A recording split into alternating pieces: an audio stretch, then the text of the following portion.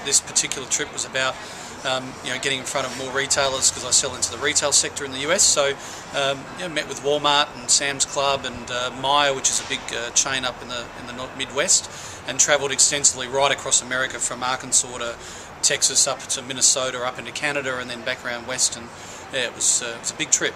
Times are tough in the US, particularly in retail. So is it hard knocking on doors and getting an answer? It is. And retail's pretty depressed in certain sectors. But I think the US is funny, because you kind of get your 3 or 4 days good in the market, and everyone in the US, when you're there, they go, "Right, we're back. The recession's over. It's all done." And then bang, it drops again, and then they all get a bit worried. So in retail, I guess the premise that I've found is.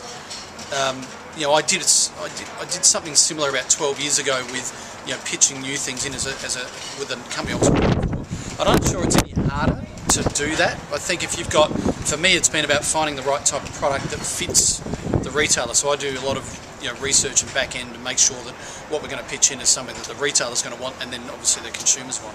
You're also pitching to the United States Defence Services.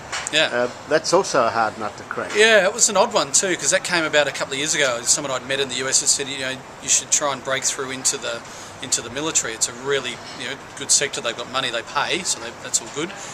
But it's near impossible to do it. And lots of people said there's no way you'll get in there.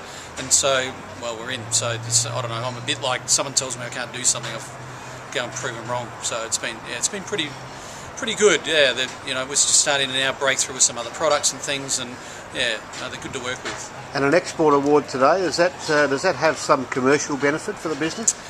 As you probably saw by my speech, had an emotional benefit, because it's been hard work, long time away from family and all that. From a commercial point of view, I think at this end, at the Australian end, it's a great, recognition that my vision and what I'm doing for Aussie Inc. and where I want it to go is the right direction.